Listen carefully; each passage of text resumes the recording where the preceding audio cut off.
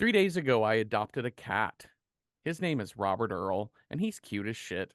Kittens are pretty easygoing temperamentally anyway. They just want to be fed and played with and cuddled. But getting Robert adjusted to my apartment where I already have a 5-year-old cat named Reba is a slightly different story. Of course, the two cats are fearful and disdainful of each other. It'll be fine, of course, but I'm in for a couple more days of this bullshit. Neither of them are eating at regular times. They're both awake at absurd hours. Reba won't come near me. It's an emotional shit show between these two, but I'm not worried. Reba's been through this before, so I just have to give her time and space to sit with her feelings. I've been through this with other cats before, too. Cats are weird. Like, you can't train them, not like you can dogs anyway. You can only really condition cats. Cats respond to your energy, they respond to their own sense of safety. They listen far more to their lizard brains than their logic brains. If they feel even a tinge alarmed, they're likely to act out in fight or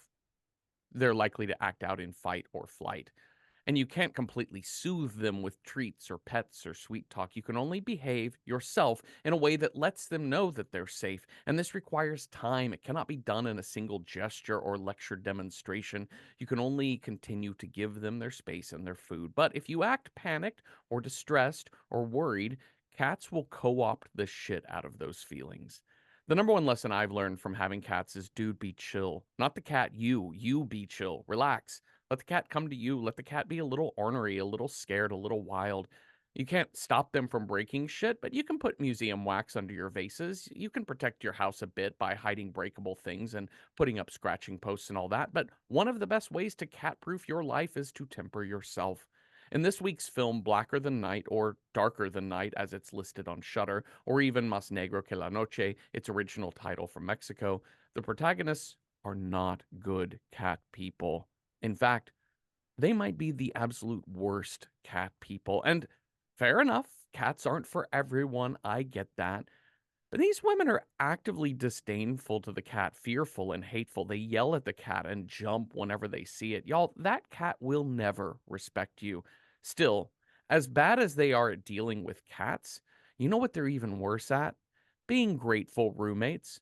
Y'all, you get free rent in a giant mansion and you can't even be nice about it. Nah, fuck off. Go back to Craigslist with that shit. Hi, Cecil. Hi, Jeffrey. What's your worst roommate experience? Oh, my worst roommate experience. You don't Oh have to name dear. names, but just curious. Um, I'm trying to think because well, it's not a this is I don't know, I've had some pretty okay roommates. Mhm.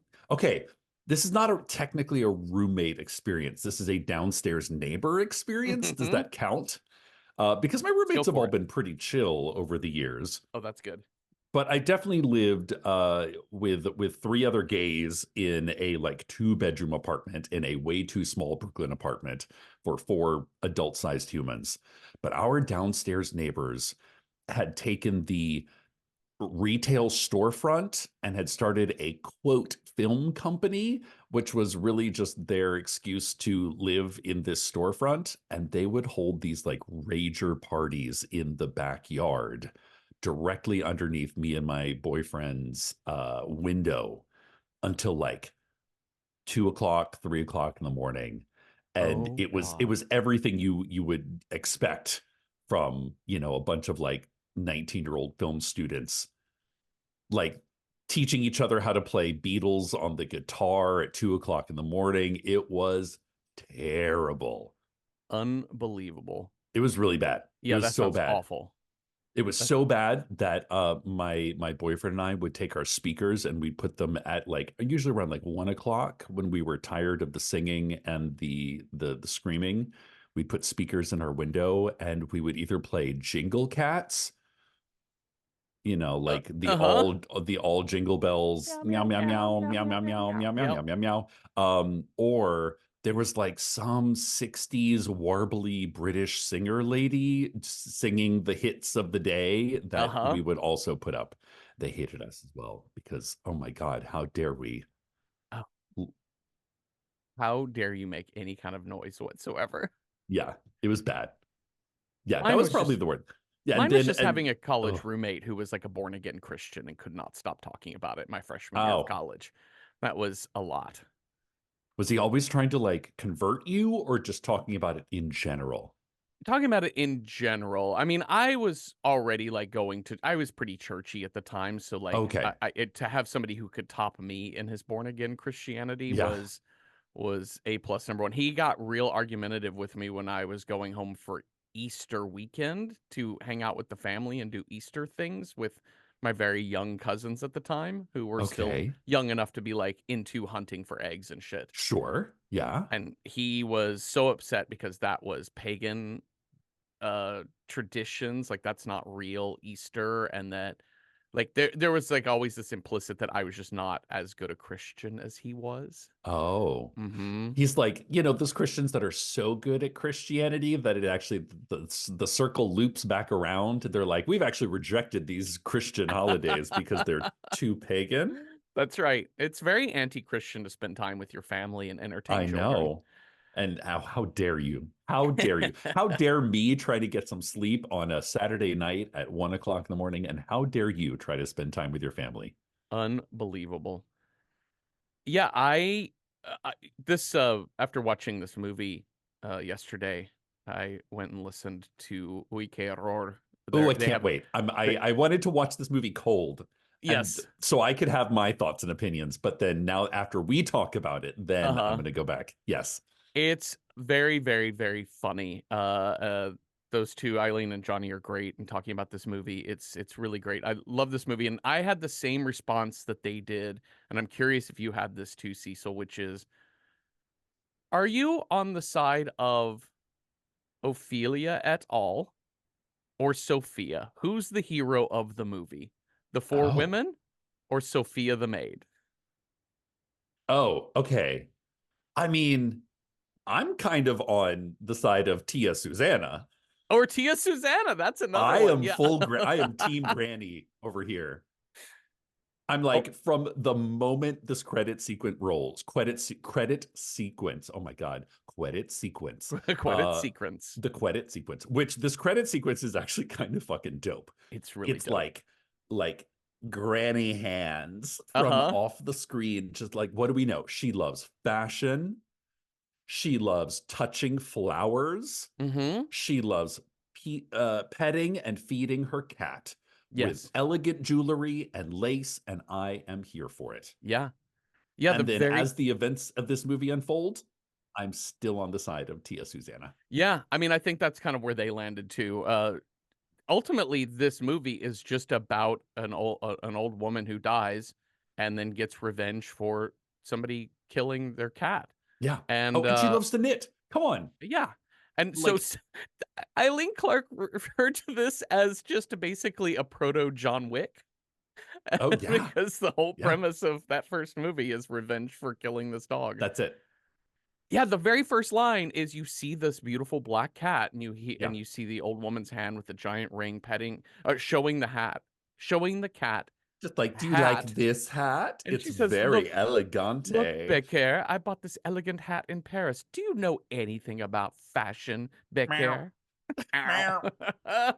You don't know anything about fashion. I covet this woman's lifestyle. Uh-huh. Like I'm practically into my Miss Havisham era right Uh-huh. now, so this movie is perfect for me. Yeah. Well, I'm just covered especially the knitting, especially the knitting, knitting. just And I covet the bopping way this about. cat just hangs out chill with her. Like, this This is cat, the like, most chill looks at the cat. hat. The cat, like, examines that. Later, they're in the garden, and she's like, "Oh, this, whatever, like, plant like, plague is This eating my plant. flowers I up." need to water the plant. And the cat just kind of looks at her like, Meow, "Yep. Ow." meow. Oh my goodness. But unfortunately, she's knitting, and she suddenly has a heart attack and Mhm. dies. Or And something. or something. But the cat Because we is, see like, like, hissing at her I and just know. freaking out and whatever else. But And that is the most freaked out we see the cat in this movie. This is a chill yeah. cat. Like I kept comparing this movie to Houseu, Yeah. another, you know, sort of witch ghost in a house with a cat with a bunch of girls come to visit. Mhm. And I was like these four ladies would not survive a minute in the No. Houseu house. No. because that cat was bonkers. Well, and we're about to set up with Ophelia, who's kind of like our main character of these four women, that, she's going to inherit this estate Yeah, from Tia Susana, who yeah, just died. She's going to inherit this estate, and the only condition, like a classic sort of storyline of yeah. these sorts of movies, there's one condition. You just have to take care of the cat. And which I love that as the condition because it does in any other horror movie might set up the fact that, oh, this cat is going to be a handful, or I like know. Yeah, like tween comedy about a crazy cat that attacks whatever. I don't know. It sounds yeah. almost like a cartoon. Well, there's like, I mean, there's definitely, oh God, what is it? There's a horror short. Oh man, is it Creep Show, I think? That Uh that has like essentially like a hitman versus a black cat. oh no, we covered there was an anthology horror that we Yeah. watched for the Is that show. Creep Show? It's got Buster Poindexter in it as the Yeah. yeah. Like Maybe that it was cat, yeah.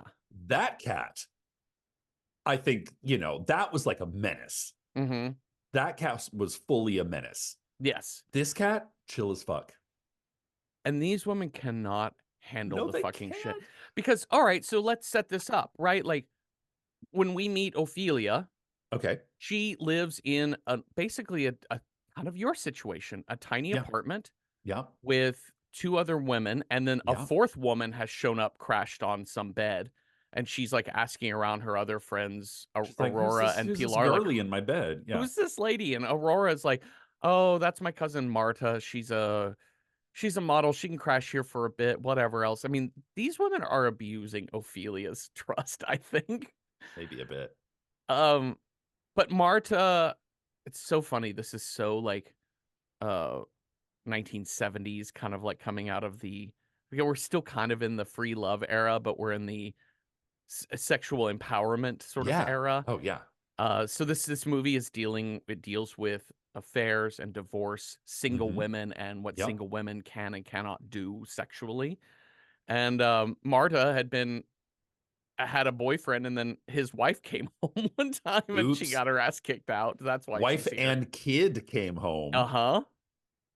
Oopsie. So they're all just like young 25 to 30-year-old women just being like, all right, well, we all live together. Let's do this thing. And then Ophelia gets a letter from a solicitor saying, hey, there's a will reading because your Aunt Susanna died. So she goes to this will reading and finds out, like I said earlier, hey, you inherited her estate, her mansion. Yeah. You Yeah. just have to take care of the cat. That's the only stipulation in the will. And to Ophelia's credit, she is committed in theory to doing Yes. this, even though I she's yeah. not committed to the practice of taking care of the cat. She tries. Yeah, a little. Ophelia really does try. I think it's just her roommates have kind of stacked. Her roommates are terrible Yeah. and have stacked the deck against her.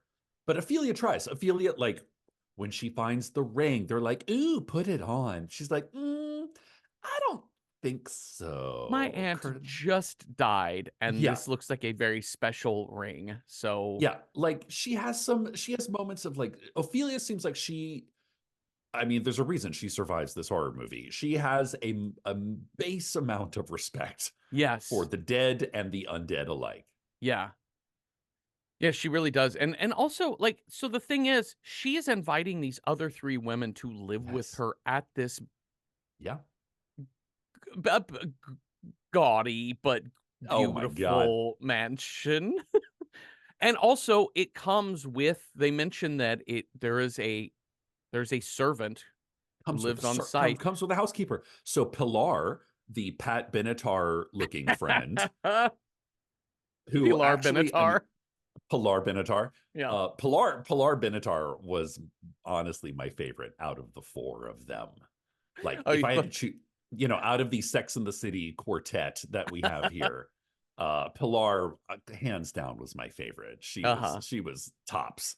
Yeah. Um, but Pilar was like, "Oh yeah, I guess I'm the house manager in this apartment because I don't know, all I do is just live off of my ex-husband's alimony or whatever." Yeah. Yeah. So really, I just skulk about, wear black, smoke cigarettes, be awesome. And I'm like, Pilar, I see you, girl. I I get see you. you and I love you. Uh-huh. Yeah, So that's they and they Ophelia. they Wait, and they Ophelia, Pilar. Wait, we're just going to do the roll call here. Okay, Ophelia is our main character. She is the blonde. The other three are all brunettes, but Ophelia is our main character. She seems like the oldest, most mature. Pilar is our Pat Benatar, Pilar Pilar Benatar, Benatar. who, Yep. as you just described, and Aurora is our more slightly. Well, she's the librarian, so Yes. she's kind of the more uptight. Well, she's the only She's one who's holding down like an actual job. and she's yes, and she's She's the holding only down one an we actually actual see job. work, have to be anywhere, Yep. anytime. Yep. Although I question her library skills, we'll get to that in a bit. Sure, yes, but she does have a job. Ophelia is still like a struggling actress, and then there's Marta, who's the young model who just showed up, the brand new one. And obviously Marta She's was the baby. she was probably I kind of got the impression maybe she was sugar daddying it a little bit. Oh, Like yeah. this man who had a family, a sudden Yeah. family. Oh, yeah. Oops. Oops, Oops. family. But okay. They're going to go live in this house, and they all and Ophelia brings up the point when she says, "Well, it comes with a servant, which we have to pay for." But paying for a servant from the fora, that's way cheaper than what Yeah. we were all paying in rent. Yeah. So just come live here, and then we pay for the servant. It'll be, and we kind of need a servant for a house this big, so sure. Right. Anyways, none of these other three are not fucking chill about this. Like they No. immediately hate Sophia, the servant. They Uh-huh. hate the notion that there's even a cat they would have to share a 3,800 square foot home with. And I Unreal. love how they're like, ew, a cat. Oh, I could never. Cats, bleh, cats. They're like, well, it's kind of a stipulation of the whole thing. Uh-huh. And they don't even know that it's a goat, like it's a ghost cat. Right. Uh I wanted to point out too one of the things I really enjoyed about this movie throughout is that it's written and directed by Carlos Enrique Taboada, who is, I think, probably one of the it seems to be one of the best known uh, Mexican film directors, kind of Okay. like the golden era of Mexican cinema. Love it. And he's won a couple of like I think it's the Ariel Awards, which are Mm, basically Mexican Oscars. And okay. yeah, a great filmmaker. And this is a really, really incredibly done film. If very simple in its concept and execution, Yes. but the Yes. language is so good. It's funny. Like it's Oh, deliberately yeah. being funny. He's got characters that play off of each other well. It's got great lines of dialogue. When Ophelia is being read the will and the conditions of the will to by the solicitor, she's there with Aurora, and Ophelia is like, "This is I mean, but I'm really worried that taking this will come with strange conditions." It's almost like take accepting conditions of a will is like marrying someone you don't know or adopting a child. And it's just I'm like, "Whoa." Amazing. Huh?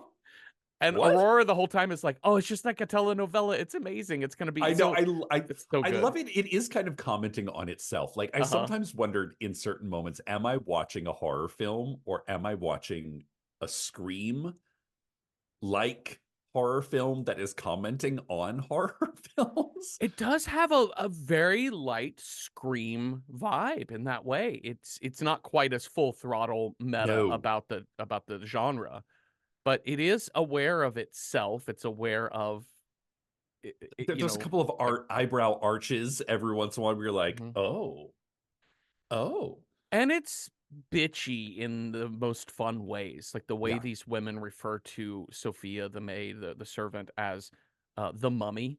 They're like, I know, right? wrap that bitch back up. Like they're just, Right? it's Yeah. so funny. It's It's so kind of good. camp. It's Yeah, pretty camp in a lot of ways. Because it is definitely, I mean, I will admit there's definitely a bit of male gaze here yeah. in the dressing up scene Mm-hmm. in particular, but just throughout. but it does have that thing that, that camp is, the circle of, we talked about being Christian with your roommate, in which camp in the monoculture cycles back to like heteronormativity, goes cycles all the way back into your like, is this heteronormativity or is Yeah. this gay as fuck? Yeah. Ophelia describes growing, or like she had visited her aunt some as a child, but she had never, like, her aunt didn't seem to like her. She was very stern. She doesn't Had remember anything about her. She Yeah, just remembers so her being grumpy. yeah, and she said but she talked about the house, and she had these like she talks about these memories of the house, and she remembered the grandfather clock and the chimes, and there's somewhat of a fondness in the memory, and she says the whole house smelled like damp lavender. And Yes. it's such a good line. That's so evocative Yeah. because it feels like overly perfumey and Mm-hmm. humid. It feels Yeah. kind of sweltering. Close quarters. Mhm. And then It's she also mentions the she also or sorry, she also No, go ahead. mentions the like the tinkling of the chandelier, Yes. like the idea of like as a little kid seeing this like huge grand chandelier. And of course we kind of get a shot of the chandelier. Yeah. This is kind of like the first time we see the house in full, which this house is a character in this movie for Uh-huh. sure. Most definitely. So they, they get a walk through by Sophia, throughout the house. Sophia. Marta I sees I this love beautiful Sophia. sculpture and starts making fun of it, calling it an eye. Have you ever seen such an eyesore? And Sophia interrupts and says, "That eyesore was a present from the Persian ambassador. Modernism has distorted people's tastes." You've been served. You have been served. And I love her response. She's like, "Do you think I'm ever going to Persia?" No. I kind of liked Marta in this movie. I sort of enjoyed just just how self-interested she is, Oh and yeah. yeah, she's very funny. Oh, Sophia. Sophia, I love Sophia. Sophia's great. Yeah, I do too. Like her, she has a voice deeper than mine, Mhm. which is amazing. Yeah. She is, like she's giving me, Rebecca vibes, like very, super tight bun, very everything in its place. Mhm. Uh Always says very cryptic things and then leaves without explaining anything. I Yes. love it. Another kind of, like, self-referential moment that when Sophia's talking about the cat, she's like, "Well, I don't know where the cat is now, but it'll be out sooner rather than later, that you'll see it." And she says, "Your aunt loved that cat." She said, "There was nothing more beautiful than that cat, blacker than the night, más Ding negro ding que ding la ding ding ding noche." ding. And Ding ding ding. all of these women just eye roll it, like, "Ugh, más Ugh. negro que la noche." Ugh, Ugh. so dramatic, like, come I know on. it's a bit like a soap opera. They're like, Yeah, oh my God, this lady yeah, and then the speaking over the poetry at topness us. of the title of the movie is really Hmm. funny as well. So Ophelia, there's 2 men in this 2, like, men in this movie that have relationships to the women. I don't know how much we need to talk about them other than they serve some minor Yeah. plot points, but Ophelia has a boyfriend named Pedro, and, yeah, he seems fine. He kinda just shows up every now and then. They're Yeah. planning to get married that year, so that's what we need to know. And Pilar has an ex-husband named Roberto who will show back up later in this film. Roberto. Ooh. s- Roberto PI. Yep. Uh, Aurora also has a pet canary, so look forward to what's gonna happen to the canary, Yeah. in this movie about I'm like, a girl, black cat. put that thing up on a shelf For or real. something. Or Okay. or or keep it in your room with the door closed. I don't know. Just throwing out suggestions here. Yeah. Yeah, just, blue skying, just no bad ideas. Yeah. So that Pilar claims the master bedroom. She claims Tia Susana's bedroom. So nobody Oh, else which is wants it because they're like, "Well, there's plenty of bedrooms here, and this bedroom is great, but Also, this is the place where she died, so maybe you can have it if you want it, Yeah, Pilar. have at it. And I love Sophia's like, this is the room where the mistress died. And Ophelia's like, I thought didn't they say she had like a heart attack in the lounge downstairs? And she's like, yes, but we brought her up here to die. And you're like, okay, okay, all right, Sophia. I love Sophia so much. She's so bleak, Uh-huh. so bleak, and I love it. I'm here for it. She's so good. Uh, But so yeah, it Pilar's like, I don't give a fuck. yeah, This is a big no. ass bed. This is the best bedroom. I'm here again. Team Yeah. Pilar. So this first night in the house, it's, oh, buenas noches, senora, buenas noches, et cetera. And Sophia, even at the end of the night, Sophia's in charge of turning out all the lights at the end of the I night. love this. She looks up at the portrait of Susanna above, of Susanna above the fireplace and says, Buenas Horrifying, noches. which is Oh, yes. terrifying.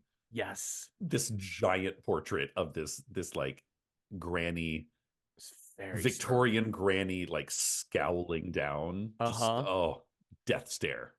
Buenas noches, senora. Lights out. And then in Pilar's room, the window is open and we see the wind blowing the curtains, close up on Pilar's eye, and Oh yeah. then cut to the rocking chair across the room rocking itself in the moonlight. Bro, Uh-oh. this movie has a lot of great haunted house scare tropes. It's really Yeah. good. And so she slowly goes over to the chair, looks in it, and Becker is sitting in the chair, the black cat. And this woman, Pilar Benatar, screams so loud. And I'm Yeah. like, lady, that is just a cat. It's a You knew cat. about the It's the cat. cat that you knew lived there. And, and even Everyone so, comes running. yeah, Muumuus, caftans, yes, nightgowns, yes. everything. And What? What's Sophia's going like, on? What's going on? They're like, it's a Sophia's like, cat. They're like, yeah, we know. There's a cat. You Sophia's like, yeah, you left the window open. That's how the cat gets in and out. And she says it still believes this is its master's bedroom. makes And sense. and here's the thing. I don't know where you thought this movie was going to go, but I was dead convinced from in the first half of this movie that the cat is actually Tia Susana. Mm-hmm. I had some That feelings. I had some, yeah, she yeah, had yeah, entered her spirit managed to enter the body of the cat and would, be able to haunt and do magical shit, magical yeah, evil ghost yeah. shit. Magic cat. Magic cat. And I mean, we will find out that's not at all the case. But I don't No, know if that you is had just a any. normal ass cat that a ghost really loves. Yeah. Yeah. Did you have that too, or did you have any like thoughts I about where did. this No, I movie was did. I going? was like, maybe this cat is going to do progressively more and more dastardly things as like it really just is sleeping in a chair, Uh huh. or it ate a canary, Yeah. and that's kind of it Yeah. for the cat. And is like outside in the garden when it's going to rain. Yeah. That is the worst thing. Those are the three worst things that this cat does. Mm-hmm. Pilar like is like swatting at the cat, being like, "Get out of here!" And Sophia says, "I don't recommend you do that." Right? So dry, so dry. Okay, now we get to the cellar. So there's like this outbuilding cellar type of thing that they have, on the grounds, I and love it. This is this is just they a talk about. They're like, storage. oh, there's so much junk in this house. There's so much junk. Oh, more junk. Let's go through the junk. Yes. And we get like kind of a musical this whole sequence is fun. It is very male gazy It's because a it's it's a lot of women. upshots. It's a Yes. lot of upshots and mini skirts. Uh-huh. It But is, admittedly, again, kind of campy but campy. because That's what I was gonna seriously, say. Yeah. you telling me that we're going to stop the action of the movie to have a fashion montage, Yeah. a costume party dress up fashion montage for a masquerade party that doesn't actually occur in the movie. So really this is just an excuse to put on silly hats and dresses and shoes and mug for the camera. That's gay as fuck. It really is. Yeah, I think this scene does a really great job of being both male gaze. Yeah, I'm not trying to be like, "Yay, male gaze." I just mean to say that, like, it balances this kind of 70s male gaze sort of thing that we do with pretty women in movies at Yeah. this time, but also the director reminding us like, "No, no, no. This is fun as shit. You guys have This fun." is we're It just it looks fun what they they're look oh doing. my god, they're like mugging for the camera. Like it's very like everyone's acting like Twiggy, like very like, Uh-huh. doing like fashion mugs with these crazy fucking hats on. Yeah. Like at one point, like, oh, Ophelia's wearing like a lampshade on her head. Like it's ridiculous. Yeah, it's so Campy, cute. campy. It's very fun, and then at one point in time, Aurora's like, "Oh, look at this old trunk. Let's get in there." And Big Hair jumps in front of the trunk and like hisses. It like scratches at Marta when she tries to scare it off. Yes, like she tries to punch that cat, She does. She totally and that does. is when the cat scratches her. Yes. I mean, my thing about when cats do anything, if it like destroys your property, it almost is never the cat's fault because the cat gonna do what the cat gonna do. Yeah, exactly. And all you can do is set up the most winning situation for the cat not Hmm. to break your vases. Like, Yeah. let's not put the vase on the high shelf then, because the Let's put the cat, canary in a room where the cat doesn't go. yeah, you know what? You know what's really cheap at Home Depot is like a hook and a wire, and you can just screw those hooks right into the drywall of the Right into the ceiling. wall. Yep. Yep, and just hang it, Cat and the will cat, never get up there. nope. So, anyways, they get the cat scared away because Marta's waving an umbrella at it, and then they open up the trunk and they find a wedding dress, Tia A Susana's wedding dress. beautiful wedding dress. Uh-huh. So delicate and beautiful. Meanwhile, outside in the window, we can see somebody watching them. And And it's clearly Susanna. It's it's clearly Tia clearly Susanna. Susanna because we see her white hair. Yeah. Also, Marta is telling Ophelia, like, oh, you can like tailor that dress and, make This it could more be your modern wedding and wear dress. it to your wedding. They're like, and I again, it's like what I think Marta or Aurora, somebody is like, oh my gosh, isn't it like good luck to wear something old to your wedding? Yeah, because I think they mentioned that it's both old and because what is it? It's like old Old, and new, borrowed. borrowed, blue, and Yeah. it's like it's old and it's borrowed. Like it's Yeah. I don't know if it's borrowing if you're borrowing it from the dead. Because it's not like you're gonna give it back to the no, dead, no. but on the right track. And she's like, yeah, okay, yeah, sounds great. So, one Ophelia and Pilar have swapped rooms because Pilar, my love, cannot handle sleeping in the same room where the cat wants to sleep. yes, which is where I'm so annoyed with Aurora. I was kind of on her side at the beginning because she had the real job Yeah. and seemed to be the most together focused person. But Aurora moves into the room that the cat likes to be in and takes her fucking canary cage into that room and just leaves God, it on yeah. a table. Even Sophia is like she sees Becker prowling around that bird cage and it's like, come on, just Oh my stop fucking God, you around. Like, silly cat. Get silly away from the cat. bird. One night, Aurora comes home late from work or a date or whatever, and she is walking through the courtyard towards the house, and she can hear someone calling for Becker. Oh. And she goes and tells everyone, and they even ask Sophia, like, that's got to be Sophia. And Sophia's Yeah. like, no, I've I was been in the in the kitchen the whole kitchen. time. Yeah. Yeah, I have no need to do that. Ophelia and her boyfriend Pedro go out to investigate. They also hear the voice, but Aurora is like, yeah, I'm positive I know Sophia's voice and that wasn't her voice. And Yeah. Sophia makes a comment about the only time I would be outside calling for the cat is if it were raining. And Marta's like, Hmm. huh, rain at this time of year. And Rain. then thunder and lightning downpour. uh, I guess call in the cat, ghost lady. Oh my God. So it's Okay, now a dark and stormy night in this house. it Now, is. okay, we have gone through this entire thing without talking about this house Oh, because to yes. me, this is a movie about wallpaper, lace doilies, and three-dimensional fuzzy couches. This is the most wild ass The, grandmotherly s- the house. 70s prints Hmm. on the like everything, Yeah, everything. Yeah, gaudy, perhaps. yeah. Are you afraid of lace doilies? Then this movie is not for you because Yeah. there is there's a doily count on the wall. Like there's more doilies in this movie than there are jump scares.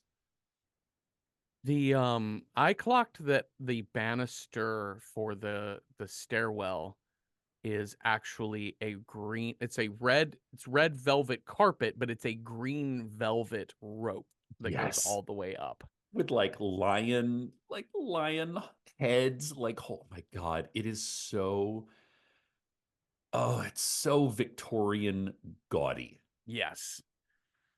I love it. I would love. It's a bit of an eyesore. Mm-hmm. But Mm-hmm. at the same time, I do love it. Like in one of the early scenes, like Aurora is like chilling, or maybe it's Marta is chilling on the couch. She's like, "This old junk is actually kind of comfortable." I was like, "Ah, the generation gap has been forged." Yes. They're like, "This place is ugly as fuck," but you know what? I like chilling and smoking cigarettes on the couch. Yeah. Because they very clearly, in the moments that they're not freaking out about a fucking cat that's the easiest cat ever to deal with, they they're like chilling in the lounge listening to old records. It's Yeah, like and it's all symphonic music. It's not like they have bops there, but still, imagine having your friends over to a place like this where you're yeah. just like you're drinking wine, you're chilling on these lush, not even that's not tacky, maybe it's gaudy, right? Like it's Yeah. yeah. Like Uh and you know listening to what, it's one of classical those things music, like glorious. in small amounts, amazing. Like Uh-huh. I like some of this wallpaper and couch patterns, like the bamboo green fuzzy leaves on the couch. I was like just one chair in that, awesome. Yeah. But It an is entire room in that, oh my eyes, I'm pattern displacement. this is a decidedly pre-modern house Oh in its yes. style and everything. So at night, on this dark and stormy night, Ophelia is asleep in her room, and we see someone enter the room, and we know who it is. It is very clearly Susanna, even though we don't see her face, but we see the old woman's hands from that we saw a lot of in the beginning. The old woman enters, pets Becker, who is sleeping at the Yeah. foot of the bed, and then grabs the dress Oh, off of the rack, takes the wedding dress, and just walks on out of there. Ophelia yeah. wakes up and is like, "Wait, who's there?" Oh, She goes yeah. looking around, seeing what's happening, and downstairs in the fireplace, we see the wedding dress afire. Oh my. Miss Havisham, you pissed off. Uh huh. Okay, so this is the moment where this next morning when they confront Sophia, because Marta is like, "Of course it was Sophia that did Duh. that." And so Ophelia confronts Sophia about it. She's and she says, "Did you take the wedding dress out of my room and put it in this fire?"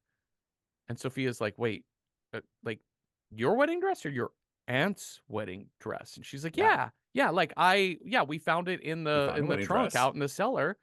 I was taking I it was in, gonna have it taken in or yeah, whatever. Yeah. I'm gonna wear it." And she's like, and you see the machinations of Yeah. Sophia's mind at I work, love being it. like, "Okay, you know what? Yes, I Yeah, that did. was I me. totally, That you was me. dirty girl, because it was Yeah, I did it. sacred. That I was me." really did it. That dress was so your auntie loved that dress so much. It was so sacred. It was like you don't even touch it. You don't even look at it. No. And you were just gonna, you know, wear it. So yeah, it was me. It was totally me. But it's Sophia so says, like it is that convincing Sophia's acting is. "Uh-huh. It's so good." And she says, "Ma'am, please forgive me. I'll leave if you want." And I she's like, know. "No, no, I love won't it. be I love it. necessary." Sophia, from this moment on, Sophia is begging to leave this house. Begging. She's like, "Do Yes. you want me to go? I'll fire myself. I shouldn't have done that to protect you from the ghost that's haunting this. I mean, to protect your grandmother, your auntie's name. Hmm. You want to fire me? Am I fired yet?" She just like is like reverse soft fired. She's Like full I'm so senioritis set fired. in. Yeah. Yeah, I should be fired for this. It's, and Ophelia is a little bit, and even Marta are a little bit like, man, she did look kind of innocent. Like they can tell Yeah, she was putting on an yeah. act. And also they were like, wait, How does she even know? how would she have even known before I just now told her that we had taken that wedding Yeah, dress? That's she really wasn't weird. around. Yeah. Okay, later that day, Aurora comes back. The women had all gone out to have some fun, and they come back in, they're laughing, having a great time, and then, oh shit, there's the wrecked bird cage and a dead fucking canary. Oh, dead canary. She That's very sobs. sad. It Aurora is is really like, sad. it is sad, and it's pretty graphic. Like it's, and not close up, like not I mean, yeah, but graphic. they have some little drippy drops of blood on that Yeah, canary. it is very much looks like the canary left its canary suit behind. It's kind of what Yes, it looks it like. did. Yeah. Okay. So now we have a very pissed off Aurora. Hmm. Okay, so now we go through this a couple of days where like Sophia keeps looking for Becker and cannot find him. Where's the She cat? hadn't seen him all day, and she says, he's probably scared. He knows when he's behaved badly. He killed that canary, and he And he knows. knows he did bad. Hmm. It's bad, like bad kitty. And then one night, Aurora wakes up to the sound of ghostly sobbing. Oh my. Does she?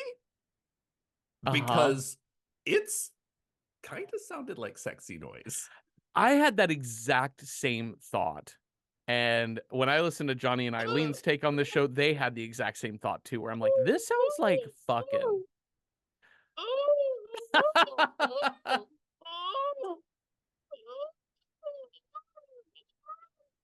It what? I feel like in the sound Huh? booth, they should have had 4 or 5 takes of these ghostly moans and maybe chosen the one that was less ambiguous. Oh yeah. Oh yeah. Is it that no, she doesn't say oh yeah. Uh-huh. But it does sound a bit questionable. It definitely sounds horny more than More than mournful. sad. Yeah. Horny and mournful are two sides of the same coin, y'all. Horny mournful. Hornful. That's how I'm feeling often. You spell horny with a U in it, and then that's how you know it's Horny. horny. Yeah, Horny. That means I'm horny but kind of sad on the but inside. sad too. Yeah. So she goes to wake up Marta, and she's like, Hey, escucha, listen. listen, listen, listen. And then, but Marta can't hear it. Doesn't No hear one else anything. hears it. No. Next morning, Sophia said she didn't hear it either. Why just Aurora hearing this That's sad, weird. sad noise? So now we're getting to 4 days that this fucking cat has been gone. Yeah. She's out on like a bowling date with Ophelia. I'm sorry, Ophelia is out Love on it. a bowling date with Pedro. Yes. And at the end of the night, they've had this kind of like respectful courtship of like, well, Yeah. end of the night, I, have a good night, Pedro. I'll see you again soon. Yeah. And then this one night, she's like, well, you can come inside if you want. So they're getting Oh. ready to do some non-mournful, horny things, I Hmm. think. But they get inside, and the 3 other women are standing there, and they say, we found Becker. He's in the cellar, and he's dead. Oh, yeah. Somehow he got in and the door shut behind him, and we just didn't know. And the cat starved to death. Yeah. And even the boyfriend, Pedro, is like, wouldn't you have heard that? Yeah. you, it's kind of weird that he just went quiet. Yeah. Like cats will let you know if they're trapped in a place. Yeah, No? they Oh, will. okay. Well, all right. Big old house. I don't know, big spooky house. Anything could happen. Yeah. What can we do? And there's a moment where, and Ophelia says, they all say, we should get rid of this thing as soon as possible. And she's like, well, we should take him out tomorrow in We'll the bury day him in the and bury backyard. him in the garden. The cat loved that. And they're like, well, that's Oh, stupid. no. And already at this point, so this was a shock to me that the cat died because I was fully convinced, as I said earlier, that Ghost cat. Yeah. it was ghost cat. But this cat is fully real, normal cat, very sad. This cat is dead, and I'm like, oh, these people killed this cat somehow. I'm pretty sure Yeah. of it I because mean, even if they didn't, this ghost is like clearly coming for them. and Marta wonders aloud to Pilar. She says, "I wonder what Aunt Susanna would do if she knew what happened to the cat." Because I think Marta is now starting to be like, I think there's something to this house, you know? Yeah. Yeah. Like enough benign but weird shit has occurred. Yeah. Later that night, Marta makes herself a peanut butter and jelly sandwich and a 2 foot tall glass of milk. She They're pours always herself a drinking milk. yard of milk. Sophia feeds them milk like 24 hours a day. Y'all, Like ooh, the largest glass, like they're all of them constantly glasses of milk, giant glasses of milk. uh-huh. Disgusting.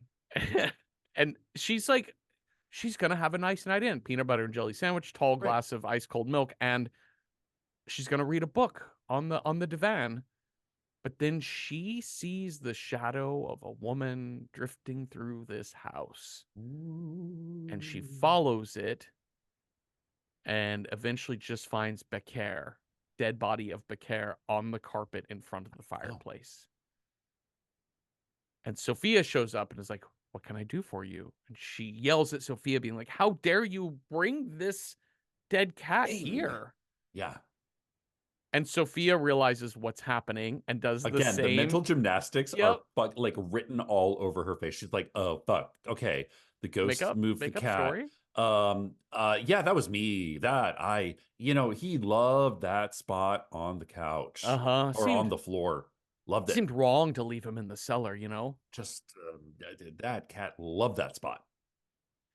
And then we get this so dramatic look of Sophia looking down at the cat, very sorrowful, like, and also very much aware that shit's gonna go down. Yeah. And again, lightning crash, and she looks up and sees like the lightning catch the face of Susanna in the portrait. Like, just, Oh, oh. she's like, oh, I gotta get out of here. We bury the cat. Ophelia's apologizing to Sophia, being like, I did not take good care of this cat. I really failed this See, that's where I'm mission. like, I'm on Ophelia's side. She Yeah, really did try.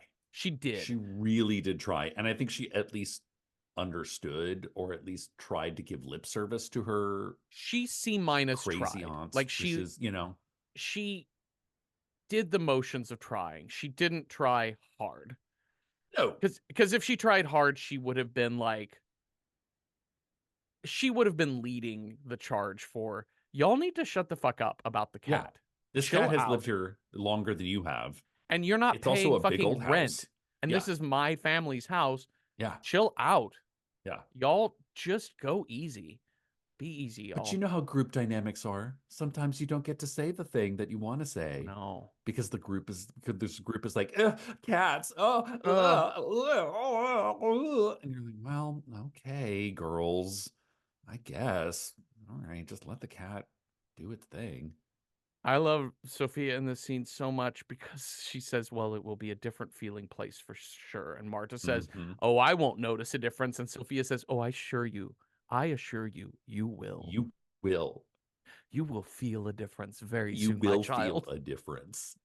I love it. I And love. Aurora is so petty now. Like, Aurora sits out the funeral. She didn't even go out there for Yeah, the she didn't even go burial of to the the funeral. cat. She's like, is your stupid whatever nonsense over with? Yeah. As I sit here and read a book on the couch. They're like, it was a funeral for a cat. And she snaps at everyone, being like, all we talk about is this cat. The I cat, know. I cat, love cat, this. cat, cat. Becker, Becker, Becker, Becker, Becker. Becker, Becker. What's wrong with her? And Pilar's like, Becker. Yeah. Clearly, the cat. Yeah, I love. Yeah, that's right. What's wrong with her? I mean, yeah, the cat. It's totally. What she just said. Sophia brings Aurora like a tray of food that Yeah. afternoon, knowing full well Even though we Aurora's don't in see the bad food, all we shape. just see is a giant glass of orange juice and a giant glass of milk. Yeah, that's true. I was like, ew, Oh, bleh. part of a For complete dinner? breakfast. Yeah. Breakfast for dinner? Oh my God. All that lactose and all that citric acid. Bleh. Ooh. I can just feel the milk curdling in my Mm-hmm, stomach thinking mm-hmm. about those two things. Sophia's like, you okay, hon? You all right? Mm-hmm. You didn't eat. You didn't go to the cat funeral. She You says, might want to get your strength for what's to come. I fully snapped on Aurora at this point because Aurora's like, you must think I'm crazy, Sophia, for hearing these voices. And Sophia says, oh, I've heard them too. Oh, yeah. And she says, do you Oh, believe in the afterlife? And Aurora's like, well, obviously not. And Sophia's like, well, then you won't believe my story. Have a good one. If you hear the voices again, goodbye. stay in your room. Bye. I love And her. just, Yep, gone. She's gone. Like that is the constant in this. Like it's like we get that with Aurora, we get that with Ophelia, just being like, hey, do you believe in ghosts? No. mm-mm. Well, then there's not much we can do here, especially once the body count starts piling up. Yeah. But like we constantly have this thing of, and this, and maybe it's, I think we just live in a more open-minded time, Yeah. perhaps, or something. I don't know. But it's this idea of like, this movie presents it as like, we are modern women. Yes. To believe in the old superstitious boogie boogie boo, that is ridiculous. At least one of us has a college degree. Uh-huh. We don't believe in ghosts. Yeah. That is just dumb. That's old-fashioned superstitions. It's as old-fashioned as this house. Such a classic horror theme, horror movie theme is young people not Yeah, respecting the the past. ancestors, the Yeah, past, the yeah. traditions, the Trapped rituals. in a ghost house, constantly denying your sight, sound, feels that you're in a ghost house. Yeah, totally. Well, Aurora's working late at the library. Oh my goodness. Oh, Aurora. These are What is good. she doing? These are such good spooky scenes. Like it I love goes, the way these scenes are lit. uh-huh. And the sound is again, it's a little bit it's all a little bit over the top Yeah. because she sounds like she is at the bottom of a well inside this Yeah, fucking okay. So I library. clocked this. So the sound is very natural, like the rest of the film, Yeah. until she starts getting scared and she's in the upstairs Yeah. stacks with the Yeah. metal shelving and metal, like Yep. metal Like flooring. metal flooring. Yeah. Yeah. Like but it's slatted. And Sl- listen, the lighting is super, it's like the only real like mood we get Uh-huh. in this movie. Like this movie is pretty mood free. Like it kind of is relying on the spooky old house Yeah. to do most of the work, but these library scenes are like moody. They're slasher film moody. Like Yeah, these library scenes go into they start feeling like Halloween, right? yeah. Like they start feeling a little Or like Jason-y. Italian Giallo Giallo, totally. kind of. Yeah. Yeah, Yeah, the beautiful women and rich colors definitely make it feel very giallo. yeah. Well, this is just the early warning. This, yep. Not Just a, not warning, omen. This is the marking of uh-huh. Aurora. Yeah, And she turns a corner and looks down the stairs, and then there is figure of Susanna standing right there. yeah, And when she looks back, she's gone. And then around the corner, she sees the shadow of the old woman between two stacks, and then a cane falls down. silver-headed cane. Silver-headed cane. And she tells the others that this happened, and she's really freaking out. And they're like, well, that doesn't, the cane you described, the walking stick you described, doesn't match the one in the portrait. But she was like, but the portrait is just for posing. Let's ask Sophia if she had another walking stick. And Sophia says, oh, she did. And that sounds just like Yeah, it. But you can't see that walking stick because I put it in her coffin the day we buried she her. was buried with it. I love this line. Marta tells Aurora, she's like, she's trying to calm her down, like for practical effect, not just Sure. soothing her. And she says, everything happening to you is the result of your obsession. And I it's not a nice thing to say to somebody when they're going Yeah. through horrible shit to Yeah. say like, Yeah. "Oh, well, all of this stuff is happening because 'cause you're making it happen." But Yeah. I Yeah. think Yeah. it gets to the heart of, like, my intro and what is happening from the get-go for everyone. Everything happening is the result of your obsession with this fucking cat. Becker, You Becker, Becker, Becker, Yeah, Becker. Becker, Becker, Becker, and you made such a big deal out of this fucking cat from the get-go Yeah. that you caused all of these problems by not just saying, "We are great. We are practicing grace. We are Yeah. practicing thankfulness." And Coexistence. I'll yeah, live, the cat lives, we coexist together. yep, It's a big old house. Maybe like my room is cat off limits. That's a boundary. Drawing boundaries is okay. yeah. State what you want, not what you don't want. Yeah. Don't reject the thing, accept the things you can receive for yourself. And yeah, it's just I love that line because she tells her that, and the She's like, irony of maybe, that line is this applies to all you motherfuckers. yeah, yeah, yeah, yeah, There's a scene between Pilar and Sophia, and the Pilar says, "You really loved Susanna, didn't you?" And I love Sophia's face because she pauses again, and she says, "She was an incredible woman. yeah. People seem to really adore her." It's interesting. Like you do have to wonder what was Tia Susanna really like? Uh-huh. And we get Because the when we glimpse like here. because the way Sophia describes her on day one is very much like people respected her. Mhm. People looked up to her. She was a formidable woman. But then as we go along, as the sort of this kind of movie progresses, we start to hear a different side, which is like that lady could hold a grudge like nobody's business. Yeah, and she tells Pilar that she says Susanna did not know how to forgive if someone crossed her. Like we know Ophelia, even from she's still like there's still that confusion of like, why am I like I wasn't like I didn't take care of my Aunt Susanna in her old age. Why am I getting this? And Mhm. I thought it was going to be like Ophelia did something bad when she was a kid, and this is all like like Aunt Susanna's elaborate like comeuppance Uh-huh. for something terrible that happened when she was a Yeah. child. That is not the movie that we were watching, but I was like, what? Because Ophelia's like, I don't know, maybe she's really good. I remember being really stern. Yeah. And I was like, oh shit, that little 7-year-old girl did something terrible to Aunt Susanna. And Aunt Susanna put it in her will so she could inherit the ghost house and haunt her. But that is Yeah. not the movie we're watching. No, it simply comes down to the fact that anyone who lives in that house is still going to have to live by the rules of Yeah. Tia Susana, Yeah. and they refuse to live by the rules. And the ones that refuse to live by the rules got. They Is got. basically it. Um, okay, so we have I don't think we need to go fully into all of these scenes unless you want to, but This is where the Pilar's movie. ex Roberto shows up. Oh, Roberto. He As looks like if Martin Mull and Magnum PI had a baby. Yes. Man, just standards of beauty were different in the 70s. People just Mhm. look different on film in the 70s. I But you know like what? how He is a lover.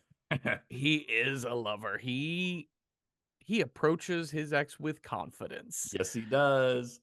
It's Trying to funny, get like Pilar to move back in. yeah, and yeah, you get the sense that he is just they split because he was always out with his friends and spending all the money, and Yeah. he's like, "I've changed, baby, I've changed," and I I don't know know. I had listen, I was spending money when you wanted dresses. He Yeah, literally says he's like, y you wanted some nice dresses and I could have bought you those dresses, but I didn't. And that's my bad. That's on me. yeah. She still needs some time to think about it. All Yeah. right, so Aurora is back at work. She's working late, talking to Jose, Oh, the basically the security guard at the library. I love their banter together. They're like, "Look at all these books." I know, right? It's a library. Good night. And Jose's like, I don't know how you read books because I would never get through all these books before I die. Look at my age. And she's Yeah. like, well, you don't It's have not to you read don't read all the all of books. them. You read the good ones. You read the good ones. And he's like, Like whatever. like the banter, there is some choice banter in this movie. Oh, yes. But she's going through the stacks again and Oh my starts getting creeped out. And this is where the shelving books audio. like just willy-nilly, putting Okay, things with other things, like half shelving. Oh my God. Aurora, your bibliotech experience is questionable here. she's not practical in her restacking of the No. books. But this is where the audio switches to that big Yeah. metallic echo where it sounds like she's trapped in a like she's She's recording in a trapped at the bottom of submarine. the ring well. Yeah. Yeah, yeah. And also the lighting as the scene progresses, the lighting gets progressively darker and darker. It's Hmm. very subtle, but it's pretty bright, pretty full indoor lighting when she starts putting the books in the stacks. Yeah. And by the end of this scene, it is almost pitch black in this library. It's interesting. Like, there are certain locations that lend themselves to horror movies. I think like swimming pools are one, but libraries are another. It's It's the that I hidden the blinds, right? yeah, All the like kind blinds. of like constant like reveal conceal in Yep. which you can feel entirely alone because everything's kind of muffled, and yet there's like eyes on you feel like there's eyes on the other side of the shelf that could be Uh-huh. so close to you that you would never even know were there. Yep. I don't know. I started thinking about like, oh, why are libraries kind of creepy? Like, why do we develop a love and or fear of libraries at a young age? I think it's the silence in there too. Oh, for sure. Silence is really spooky, actually. Yeah. Yeah. Forced silence. Yeah. Hmm. But by the time at the climax of this scene, she's peering through the shelves, and then what she sees is Susanna's face, and then Granny she Ghost screams. Face. Granny Ghost face, and she screams in terror. This is such a good scare because it is essentially like an uplit granny face. Yeah. It just looks creepy. It's Yeah. campfire creepy. Yeah. Yeah. Yeah. So Ophelia and Pedro go to the library to meet Aurora because they were all going to go out tonight. Yeah. And she says, she said, meet me at the library. I'll be here. But Jose is there and he's like, I haven't heard Like, anyone here. She the must have lights gone are off. home. It's all locked up. Yeah. But they look inside and find that her purse is still there. Pedro goes over and discovers that the breaker box has been flipped. Yeah. And so he cranks it all back on. And when he cranks it on, we see Aurora hanging upside down, mouth and eyes fully Oh open. yeah.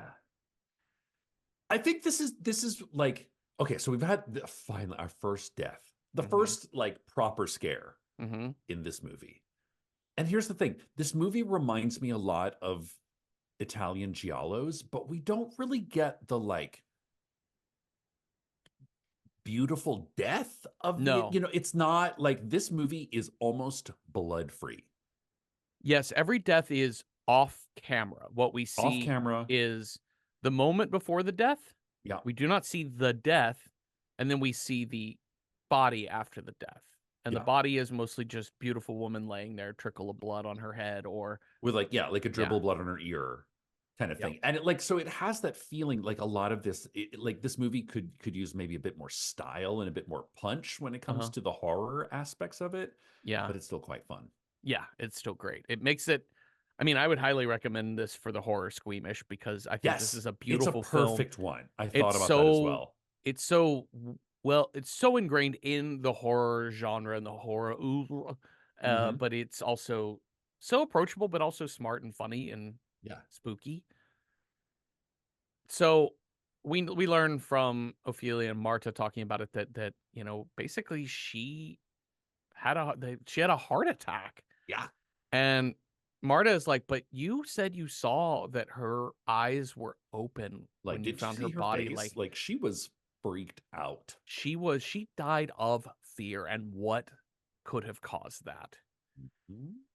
Sophia tells Ophelia, put in my 1 week notice. Yeah, I think I gotta go.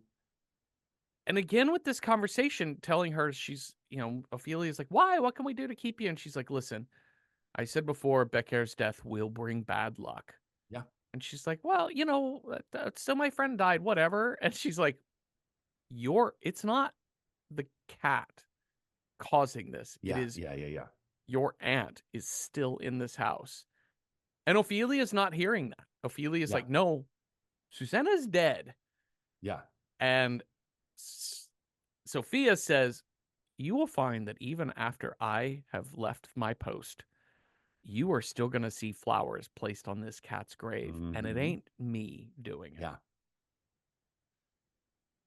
Pilar and Roberto are still on their will they, won't they move back in with each other. But he's like, "Listen, I understand.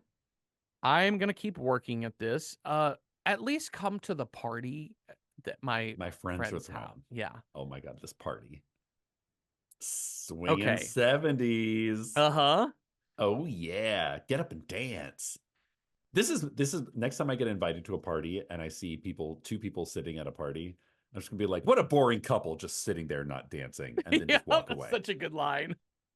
Well, before they get to the party, Sophia stays home one night, and the both Marta and Ophelia are out that night. So it's just Sophia. I'm sorry, it's just Pilar at home, and Sophia's checking out for the night. Says, "You're here by yourself.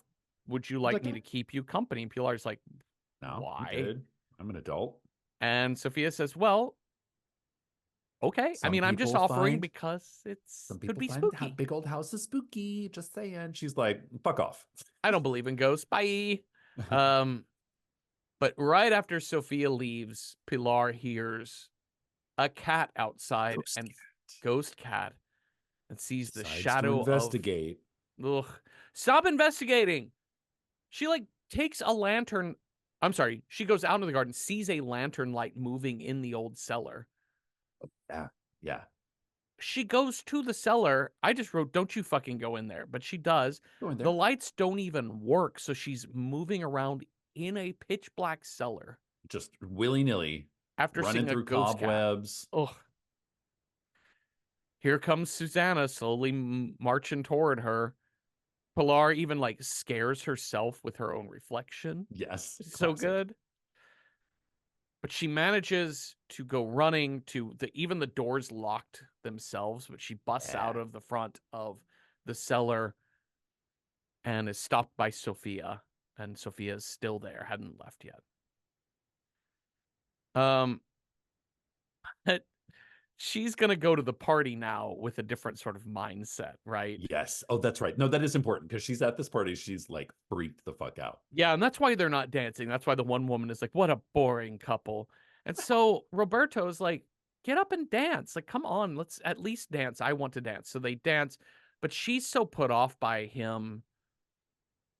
She's like, "You're the same as always. You don't care about my problems. You're just Yeah, yeah, yeah. trying I'm to." trying to tell you, I'm freaked out about this house I'm in. He's like, well, just move in with me, baby. Yeah, and so, yeah, he's like, "Wait, I don't Problem understand. solved. Never think about it again. Do you want to spend the night in a ghost house or in my house where I'm trying to like love you back and do the thing?" And I'm not saying he has the best solution, but in this, of those two options, he has the Like, better she has a solution. place that you like. That's the thing about a lot of these, poltergeists, Amityville Horror, like any name a famous ghost house movie. It's always like we've put all of our eggs into one basket. Yeah. It's either like stick it out in the ghost house or completely destroy, like upturn the Yeah. basket. Yeah. But Pilar's like, I don't know, she's got two baskets. Yeah. Yeah, and I guess to Pilar's credit, I understand why she wants to Of stay course. in the ghost house because she's trying to be independent from Yes. this ex-husband who did not treat her well. Yeah. And for however many right things he says or does, it's hard to gain that trust back. Yeah. And in this moment though, she finally like she gives in to the fun of the party. She Yeah. gives in to, let's have some drinks, let's do some dancing. You know what? You're right. I'm going to Yeah. go stay at your house. Maybe for just a couple nights, whatever. You know what we should do? Let's get really drunk. Let's go back to the house in the middle of the night. I'm going to get my clothes. I'm not going to tell anybody that I'm here. And then we'll go back to your place, baby. You know, one of the things about the 21st century horror film, or just any film in general, Uh-huh. is the smartphone fucks it all up for I writers know, everywhere right? because it's Yeah. hard to To for relay all of the information. ills caused by the smartphone, when we talk about social media destroying our brains, whatever else, Group text. it makes us so much safer as people. Darker than night group text. Hey, girl, not coming home. X may not be X anymore. Gonna give it a shot. Will Yeah. pick up my stuff tomorrow. Yeah. So, anyways, she decides to go back, and of course, she stumbles drunkenly up the stairs and giggling and laughing. And then at the top of the stairs, she feels someone grab her hand. She looks up, and that's motherfucking Susanna. Oh, And Susanna. oh, yes. And she she screams and falls backwards over the balcony and dies on the floor below. Yep. Breaks her neck, I guess? I don't Breaks know. her neck. So, Yeah. yes. Ophelia and Marta wake up and find her dead on the floor. Now, Mm-hmm. Go on. it's this part in the movie in which these two remaining survivors Uh-huh. of the ghost house show very little fear or remorse. No.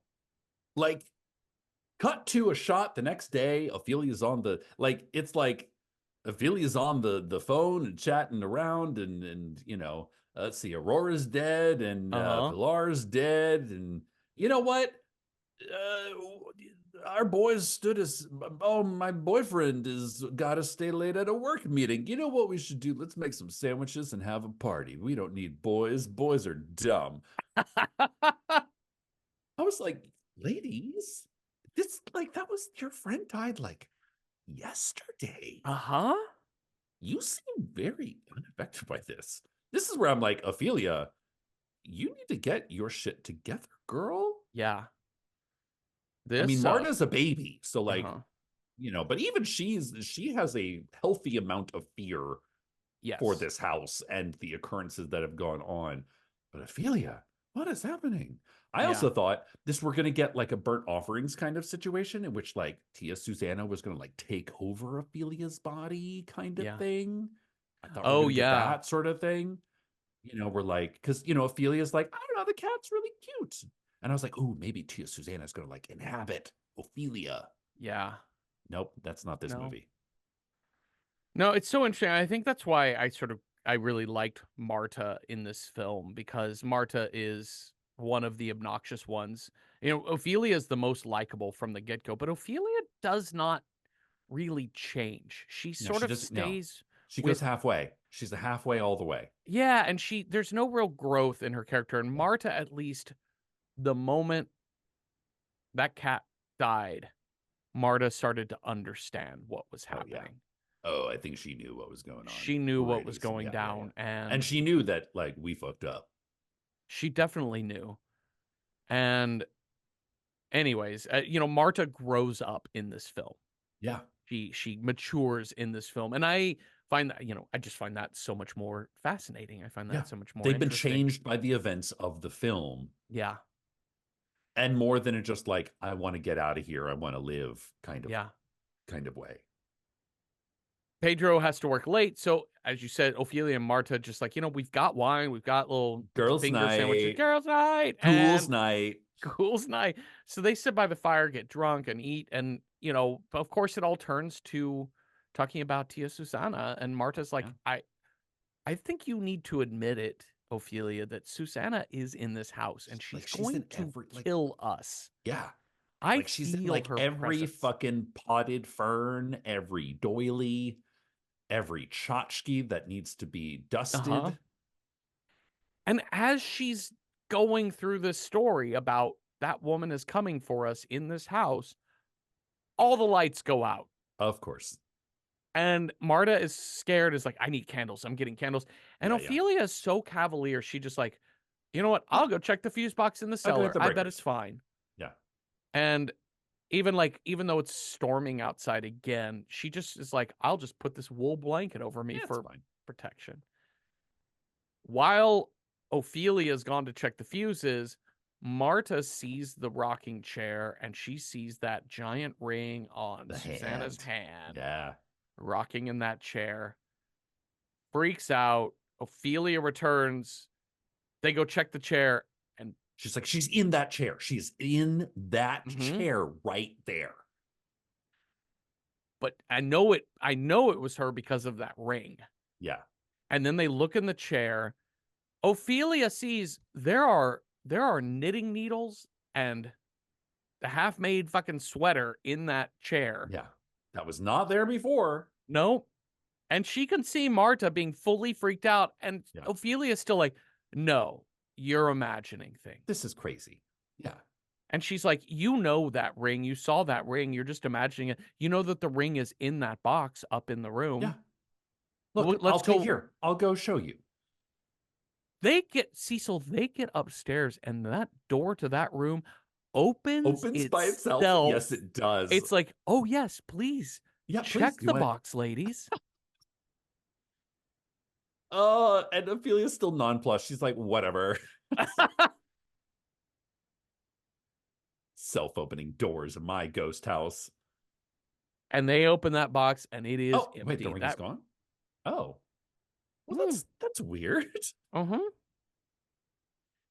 So Marta now says to Ophelia, Susanna's getting revenge for Beccair's death, and Ophelia's like, "That's so fucking unfair. Yeah. I'm That's gonna nobody's burn her fault. fucking portrait tomorrow." And Marta's like, "No, no, no. What? Not just Wait, because the wait. cat died, she's not mad. She's mad that the cat was murder's too strong of a Oh, that's a word. bit, yeah. But you know how we said that we didn't know that the cat got locked in the basement and it died of starvation? That was sort of a reimagining of what Mm-hmm. happened, Mm-hmm. really, Mm-hmm. Mm-hmm. which was that Aurora attacked the cat with a fireplace shovel. Oh my God. This sequence is Oh, please tell me about this this sequence, sequence is Cecil. so fucking good. So it's exactly what it's so yeah. Aurora's pissed off about her bird. So she gets a fireplace shovel Mm-hmm. and we get the point of view of the cat Mm-hmm. and we have Aurora and it's all in this like photo negative like black on blue or excuse me like blue Red on on red blue. Yeah, like yeah. red and blue like it's really cool like very 70s. High um contrast, high saturation. Yeah. yes, and we essentially see Aurora beating the shit out of the camera Uh-huh. and cross cut to the cat being lightly tickled by a shovel, being like, oh It's no, oh, it's a shovel. I mean, it's like clearly they're not harming the cat, which good. You shouldn't uh-huh. harm animals in making movies. But it is like it is a little bit silly. We get a cat POV cam. That Cat cat cam. is 100% playing with that Yeah, shovel, like, absolutely. "Oh, Yeah, like yay, that. bip, bip, bip, bip, Yeah, bip." the cat loves it. But in the story of the film, Aurora's beating the shit out of that cat. And then Marta and Pilar come in and they're like, oh no, Aurora's beating a cat. No, We should grab thing. Wait, no, no, the cat they scratches because her. the cat gets the upper hand in the fight. It like That's right. knocks the Yes, shovel out of her hand and that's it. just jumps on her face and is That's clawing the it. And shit out she's of her. and now she falls down on the bed, hugging a cat, Uh-huh. but pretending like she's in terror. Yep. Marta and Pilar come in. They're like, "Oh fuck, you fuck with our friend's cat. We're gonna beat you to death with whatever we find lying around us." I think what was it? She said like one of them grabbed the poker or the shovel that was left on the ground and the other grabbed the candelabra and they beat That's it. the cat to Yes. death. Yep. Chucked it in the basement, locked it, made up the story that the cat must have just died. And listen, I I'm not like cat CSI here, NCIS cat, Uh-huh. Uh-huh. but I think I could tell the difference between a cat that starved to Yeah, death and a yeah, cat yeah, that yeah. was pummeled to death Pummeled. with iron objects. I mean, it also would have left a bit of a mess, I think, Uh-huh. Uh-huh. on those chintzy carpets. And Yes. you know what? Murder mystery dinner theater. The ends justify the beginnings. So Ophelia's, of course, really mad at Marta. Like, how could you do this? And Yeah. Marta's like, I know, right? Totally regret I'm it. super sorry. Because she's So absolutely surreal. taking revenge on the other two that were responsible for the cat death, and And I'm the I third. I was there. You're gonna be fine. Yeah. And I love this. Again, I always love a give us the rules of your world Yeah. moment, and Yeah. Yeah. especially Yeah. any kind of supernatural thing. Because Ophelia says, listen, let's just get you out of the Yeah. scary, spooky house. And Marta's like, no, I'm marked. Aurora died She died in the miles away at a library. Yeah. library. Like Tia Susanna's coming for me. Yeah, it doesn't have to be in the house. She Yeah. will get me. Just then Pedro arrives and Ophelia's like, okay, let me go get Pedro. He can help get you out of here. Yeah. But She she has to runs like out there. the lock won't unlock, so he has to like climb over the fence and leaving poor Marta alone by herself. Just a little Inside too that long. house, yep, the doors start all closing on their own. Chunk, chunk, like you are being locked in. She can barely breathe. This is good fear acting, I thought. Yeah, yeah, yeah, Like the yeah. way she can't breathe, she's holding her Yeah. throat like she is full panic attack is what It's she's like panic having. attack, but it also has the feeling of like, is she being like ghost choked? You know, like it Yeah, I don't know. No, it's pretty scary. yeah. Ghost choked. Ghost choked. Ghost choke. Go. Uh, I've been ghost coked. No, that doesn't really work. so then suddenly she sees Becker. Oh yeah. Like, oh, I know I'm fucked now if that cat's making an Yeah. appearance. And behind her, Susanna comes down the stairs. Marta screams, and Ophelia and Pedro enter, and they find Marta at the bottom of the stairs with two knitting needles right in the sternum. Oh my God. Knitting needles of death. What a, again, like, this is Giallo, this is slasher. Yeah. We Yeah. didn't see the It's death, no. but to find the body, this beautiful woman's body with, And yeah, she's like literally laid out looking gorgeous. uh-huh, A little splishy splash of blood with the knitting, but really it's like not gross. It's not visceral. It's barely anatomically correct, you know? right. Yeah. It's more about like the effect, the style Yes. of it. Yes. It's so stylish. It's so beautiful, so creative. Loved it. I love that those knitting needles are the final beat. Of And course. Pedro and Ophelia are like, you know what we should do is leave. Get the fuck out. And as they leave the house, we hear just a cat. "Row." Fiend. The end. The end. Shall we rate this movie? Sure, why not? All right, how approachable is this if you're horror film averse? On a scale of 1 to 10, 1 being don't approach this movie, 10 being very approachable. You can go right after it. Like I said earlier, I think this is very approachable. Yeah. I'd give Blacker Than Night like 8 out of 10 deadly knitting needles. It's got some really effective haunted house tropes, as I said earlier, like old woman moving in the background of a shot slowly, a couple of good jump scares. But the slasher elements are more the style of somebody being scared and then the Yeah. body found in a stagey pose rather than a gory pose. Yeah. So, obviously, like content warning for you're gonna have a couple of pet deaths in this movie, but all in all, I think this is a stylish, campy, fun movie. I kind of look forward to seeing some of Tabawada's other works as well. So 8 out of 10 in terms of approachability, very approachable. Cecil, what about you? What do you think of this as a horror film? As a horror film, it's pretty good. It is a bit slow. It's a very PG horror. Yes. You know, so if you're looking for something that's like it takes its time, and oftentimes ghost stories haunt stories about hauntings are often tales that need to be told. Yes. that kind of need to take their time.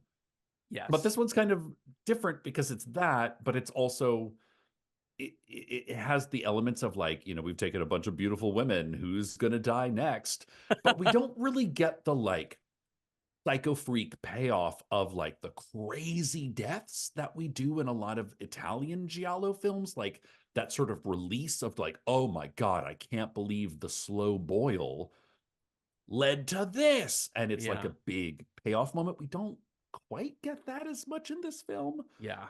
The deaths we do get are quite fun though. The acting is pretty solid. The Yeah. writing, like it's kind of campy and fun. Yeah. Um, if you're looking for like nail biting night at the movies, this is not it. But if you're No. looking for something that's like kind of campy and fun, Yeah. it's a pretty good movie. So Yeah. for that, I'd say like 4 out of 10 dead canaries. Yeah. Perfect. Well, let's figure out what movie we will watch next. You have a scare die, I have a style die. We'll roll those up, see what movie matches those two things. Cecil, if you roll a 1 on your scare die, our next movie scare is Isolation. 2, Planes, Trains, and Automobiles. 3, Demons. 4, A Bad Mom or Bad Dad. 5, Cult is our scare. Or 6, Aliens. That's a 4. We're going to finally get that bad mom or bad dad we've always wanted. Oh my God. I was just happy that my dice didn't roll a 3 again for Oh my like the God, yeah. fourth week in a row or something. I swear it's Um, not loaded. we've Bad gone mom, from bad dad. we've gone from bad aunt to bad parent now. Style, we got to match up a style with your bad mom, bad dad. If I roll a 1 on my die, our next movie has to be from the Southern Hemisphere. 2, it has to be a splatter film. 3, wild card, whatever bad mom, bad dad movie we want. 4, cult, meaning a cult following. 5, 1990s film. Or 6, an urban film. What do we got here? Got a 2, splatter, bad mom, bad dad, splatter. Ooh, That's so fun. interesting. So we wrote down a couple of movies that might fit this matchup, but we also have a Letterboxd account. We're Random Horror 9 on Letterboxd, and we keep lists there that users can contribute their thoughts to. So, Cecil, I think you wrote down these films on here. You want to tell me about what you wrote on our sheet? Sure. I don't know if I wrote this one down or not, but we have coming in 2017 Mom and Dad, which Hmm. I've not seen this film, but I think I sort of found this. Suburban community, moms and dads, one after the other, mysteriously feel the irresistible impulse to attack and kill their own offspring. Oh, this is Selma Blair and Yikes. Nick Cage. Yeah. Interesting. Yeah. The tagline is they brought you into this world, they can take you out. Yes. Perfect. So this is Perfect, looks perfect. like drama, like a tight drama. Yeah. Um, a movie that we've not covered on here, Texas Chainsaw Massacre 2. Yeah, I of mean, course. this is like, the first family of horror in a lot of people's opinions. Uh-huh. And I think we definitely get into the family dynamic of this, the sort of the Leatherface family here. Certainly Perfect. very over the top. It's quite an interesting one. Let's see, what else we put on here? This is an interesting one. Society. Mm-hmm. Definitely a splatter film. Definitely got some bad moms and bad dads. This movie's always an interesting recommendation because it's not great, Uh-huh. but it has enough good stuff in it that it's kind of awesome.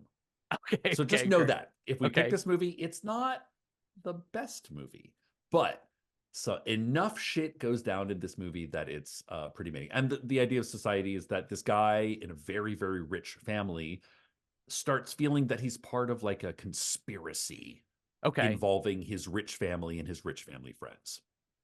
And then the last one we put on here was Evil Dead Rise, which definitely, listen, that mom gets possessed by the Deadites, and ooh, she's a bad mom for the rest of the film. Okay, great. And it is certainly a splatterfest. I have not seen any of the other Evil Dead movies other than like the two big ones, Army of Darkness and Evil Dead 2.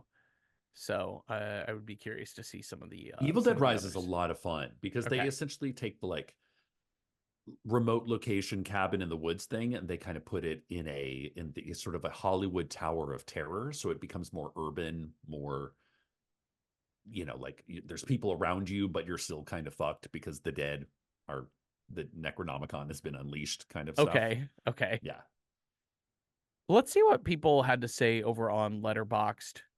It's very funny because C Flesher I 82 love this. says Bad Mom Bad Dad does not fit Texas Chainsaw Massacre. That family is very loving, and I That is kind of there's a case to agree. be they that family does stick together. That is Yeah, very true, C. Flesher. I as they got vote to admit. for Basket Case 3, The Progeny. Oh That wow. sounds Okay. uh very splattery. Ganymede's Cup says Big Bad Wolf 2006, an American werewolf themed film. Uh, After being attacked by a werewolf, a teenager believing it may have been his stepfather attempts to expose him. Oh, That's okay. interesting. Okay. Fifth Hammerer gives us Autopsy, 1975. Series of suicides in Rome attributed to the heat, but a young pathologist named Simona suspects murder. Oh my.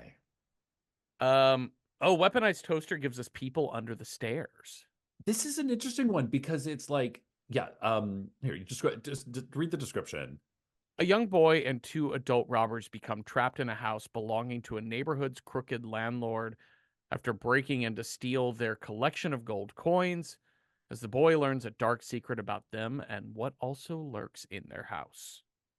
But they kind of refer like the psycho couple kind of refer to themselves as like mom and dad. Like I've not seen this since like the 90s. Uh huh. But it does like kind of create like a really fucked up family dynamic. Yeah. Like they refer to Interesting. themselves as like mom and dad to Okay. these kids. So it does have this kind of weird family, bad mom, bad dad dynamic. Weaponized Toaster also throws out Flesh Eating Mothers, 1989. A Oh, sexually transmitted virus causes an outbreak of cannibalism among the adulterous housewives of suburban Baltimore. only in Baltimore. Yep. John Waters would be so proud. Dr. Jankenstein gives us Mother's Day, 1980. I've never seen this one. That's such a good. I was having a hard time finding it on. I think it's on Shutter actually. Oh, okay. This is It says directed by Charles Kaufman, but that's not Charlie Kaufman. So, but this is a Trauma movie, right? Yeah, Yeah, yeah, Trauma I think Entertainments. so. This is a Lloyd Kaufman produced thing. Rape and revenge slasher film. So yeah. Let's see here. Hold on, let me get back to my thing. I love it when I Google Mother's Day. The only that comes up is like this Julie Roberts Jennifer Aniston film, Great. which is a horror film of its own kind. Um, we have Shannon C says Tumbad, a mythological story about a goddess who created the entire universe.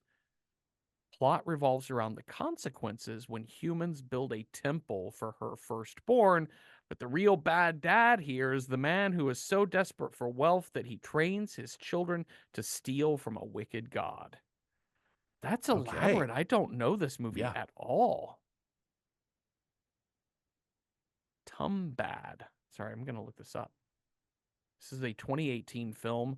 It is not available. This is let's see. Oh, this is Indian. This is an Indian oh, film. interesting. Okay, It does not look available to stream, which is going to be the unfortunate part of that. Sorry. Mr. Laurie Strode gives us Parents, 1989. This is the classic. yeah. Is this splattery? This is This is like like, I parents as mean, listen, it's cannibals. definitely got a lot of blood in it Okay, okay. for sure, but it's definitely more like psychological horror, I would think. Uh From oh, I remember from seeing it. Oblate Ellipsoid Seconds, Evil Dead Rise. Yep. Pink Green Tea gives us Repo, the genetic opera. Full musical with tons of blood splatter and some bad fathers. Okay. Sav gives us Speak No Evil from 22. Danish family receives an invitation to visit from a Dutch family they met on vacation. Okay. Slow Burn. Inside, they also suggest the movie Inside from 2007. This is new This is the French Oh, which extremity. you know is going to be hard to watch. I would say I don't know that either of these qualify as bad mom, bad dad, because Inside is about a home Like a invader good mom trying to protect her protect unborn her. Yeah. baby. Speak No Evil sounds like a bad couple, but maybe not bad mom, bad dad to their Yeah. kids. Yeah. Yeah. Destination Hellmouth seconds Repo, genetic opera. Volatile Spider throws out Evangelion. Yes, I wouldn't count that as splatter though. Um, Aldo Ojeda says another. Oh, Aldo Ojeda thirds Repo the genetic opera. Y'all are horny for Repo Genetic Opera. Yeah, another Is it, fourth. it is splattery? Like I guess there is some. Yeah, there's a bit of splattery gore there. Ashy Slashy fourths it, and also seconds or thirds Evil Dead Rise. Also throws that Creep Show from 1982. Bad Dad in the first segment has lots of Yeah. campy comic book splatter Yeah. throughout. Yeah. They also throw out When Evil Lurks. This is a movie I've been championing for a while. This is an Argentinian film by the same creator as Terrified. This is Okay. on Shudder. This is not for the weak hearted. This is not for the horror averse. But yeah, it's got some seriously bad parenting and some Okay. extremely gross splattery gore. Okay. The Itsy Bitsy throws out The Cell. Okay. Like Jennifer Lopez, The Cell? Yeah. Bad Tarsem parenting, sings. check. Visceral as hell violence, check. Is it the best movie? LOL. No. No. But still stunning enough to earn a watch. Oh, yeah. Okay. Okay. Okay. I don't remember it being I don't know. I remember it being more like epic visuals and Uh-huh. stuff. But then again, haven't seen it since it came out. So Unsteady Footing says technically an ant, but there's Butcher Baker Nightmare Maker 1981. I had Butcher Baker Nightmare Maker on here under my wild card because it Mm. is a bad aunt rather than a bad mom. But listen, she's a really bad aunt. She's a very, very, very bad aunt. And it's also like one of the most gay progressive horror movies out Yeah, there. yeah, Unsteady Footing throws out that this is a queer Yeah. positive 80s grindhousey exploration of Like a the breath Oedipus of fresh air in complex. the 80s in which everybody was just calling each other the F word, left, Oh, right, and that's so center. interesting. This one is like, oh, wait, we have empathy for these characters? Crazy. For these gay people in this movie. Yeah, right. Madam Biscuit throws that Cobweb from 2023. A kid realizes his parents might be hiding a little girl somewhere in their house. Oh my God. That's just such a creepy concept for a movie. That sounds fascinating. Yeah, that does sound so interesting. It sounds horrifying. Generally positive reviews. Lizzie Kaplan is in it. Um, okay. Hold on just a second. Hey, I would love, you know what you should do right now is one, say hi to your Uncle Cecil. Oh my goodness. Meow, meow, meow. Say hi She's to your so Uncle Cecil. little. And I then like her. just, I like her little mohawk. I know he's got that little fun mohawk. This is, this is Robert Earl. So Okay. yeah. Hey, can you like give me 10 minutes max? Just chill. Just Chill, chill. kitty. Robert, you Or gotta else I'll chill. beat you with a fireplace poker. Okay, great. Okay, Cobweb looks horrifying in all of the best ways for this show. Devil's Rejects, Kate Oh yeah. suggests. Um, Yeah. but also is the Firefly family similar to the Chainsaw family Yeah. in that they're actually a good mom and They dad. kind of is a good mom, good dad. Well, I mean, they do bad things. They do They lots of do bad bad things. things. They are moms and dads who do bad things. Yes. But I don't necessarily know that's the spirit of bad mom, bad dad. A Simon fifth for Repo and seconding Inside. Um, Okay. Okay. but yeah, I wouldn't go so far as to call the protagonist a bad mom. Just that she has misgivings about becoming a mom is what Ace Diamond says. So Yeah. yeah, I Yeah. think that one doesn't quite fit. I like the spirit of it. And I think I agree with some of our commenters that our choice of Texas Chainsaw might not fit either. Um Here's the thing. yes. I really want you to watch Society. Okay.